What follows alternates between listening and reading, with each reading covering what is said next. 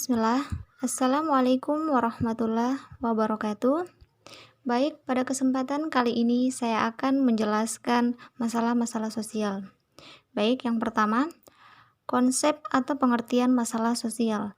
Berbicara mengenai konsep atau pengertian masalah sosial, tidak dapat lepas dengan konsep das Sollen dan das Sein.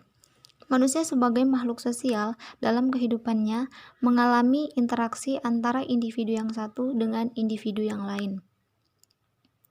Dalam interaksinya, manusia dalam berbagai keadaan dan gejala yang sangat bervariasi, karena setiap individu mempunyai keinginan sendiri-sendiri.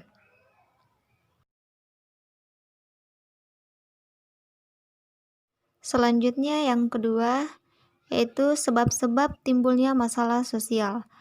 Setiap masyarakat pasti mendambakan adanya kemajuan dan perkembangan dalam kehidupannya. Tidak bisa dipungkiri bahwa kemajuan-kemajuan atau perkembangan-perkembangan itu tentu diiringi oleh dampak-dampak yang akan berpengaruh bagi kehidupan masyarakat. Dampak-dampak tersebut biasanya berupa masalah-masalah. Semakin cepat perkembangan itu berlangsung, maka semakin banyak pula masalah yang mungkin timbul. Dengan demikian, sebetulnya masalah-masalah sosial itu merupakan dampak dari proses perkembangan masyarakat. Oke, yang ketiga, jenis-jenis masalah sosial. Masalah-masalah sosial yang hidup dalam masyarakat dapat diklarifikasikan ke dalam beberapa hal, yaitu yang pertama, kemiskinan, kedua, kejahatan atau kriminalitas, ketiga, disorganisasi keluarga, keempat, peperangan, kelima, pelanggaran terhadap norma-norma masyarakat, keenam, delinkuensi anak-anak, ketujuh, alkoholisme, kedelapan, masalah kependudukan, dan yang terakhir, masalah lingkungan.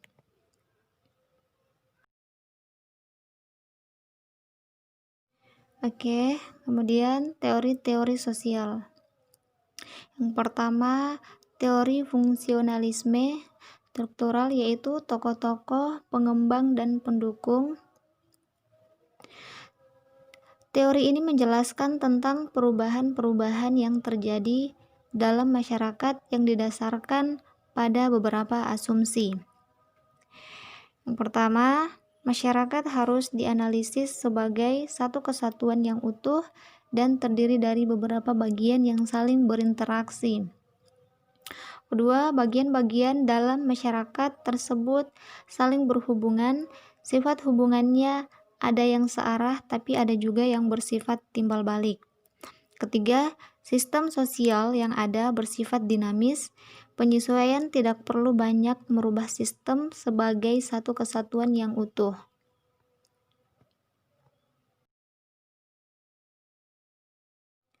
Keempat, integrasi yang sempurna dalam masyarakat tidak pernah ada. Oleh karena itu, dalam masyarakat senantiasa timbul ketegangan-ketegangan dan penyimpangan-penyimpangan, akan tetapi ketegangan dan penyimpangan itu akan dinetralisir melalui proses pelembagaan. Kelima, perubahan-perubahan akan berjalan secara perlahan-lahan sebagai suatu proses adaptasi dan penyesuaian. Keenam, perubahan merupakan hasil penyesuaian dari luar, tumbuh oleh adanya diferensiasi dan inovasi. Ketujuh, sistem diintegrasikan melalui pemilikan nilai-nilai yang sama.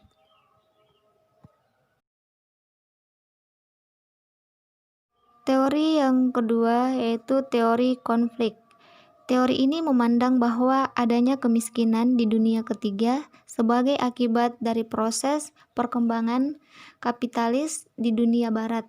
Oleh karena itu, jika negara-negara sedang berkembang, ingin maju, maka harus mampu melepaskan dan memutuskan hubungan dengan negara-negara kapitalis. Teori konflik ini memiliki beberapa asumsi sebagai berikut.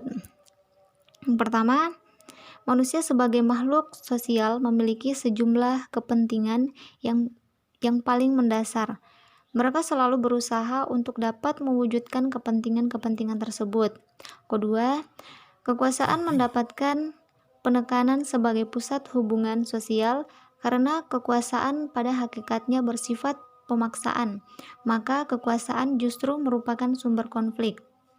Ketiga, ideologi dan nilai-nilai yang digunakan sebagai penuntun dan pedoman dalam hidup bermasyarakat, bukan merupakan sarana untuk mencapai integrasi dan mengembangkan identitas bangsa.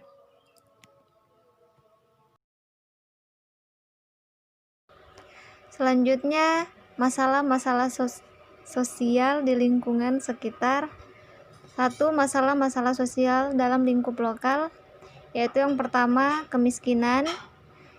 Kedua, kejahatan atau kriminalitas. Ketiga, masalah keluarga. Keempat, pengangguran. Dan yang terakhir, pelanggaran terhadap norma-norma masyarakat.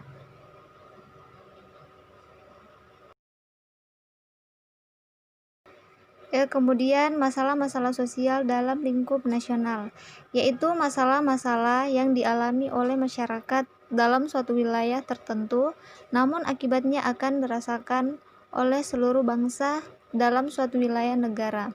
Masalah-masalah sosial ini dapat berupa: pertama, kemiskinan, pengangguran, masalah kependudukan, masalah lingkungan, dan yang terakhir, konflik sosial.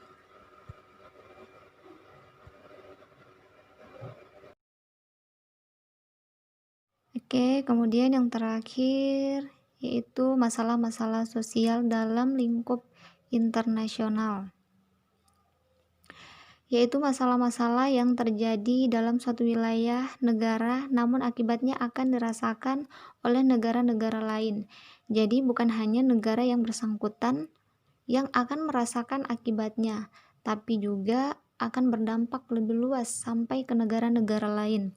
Apabila hal ini tak segera diatasi, maka dampaknya akan parah lagi. Masalah-masalah tersebut dapat berupa masalah lingkungan dan terorisme.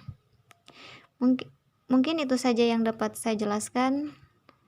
Lebih dan kurangnya mohon dimaafkan. Saya akhiri dengan ucapan wabillahi taufiq wal hidayah. Wassalamualaikum warahmatullahi wabarakatuh.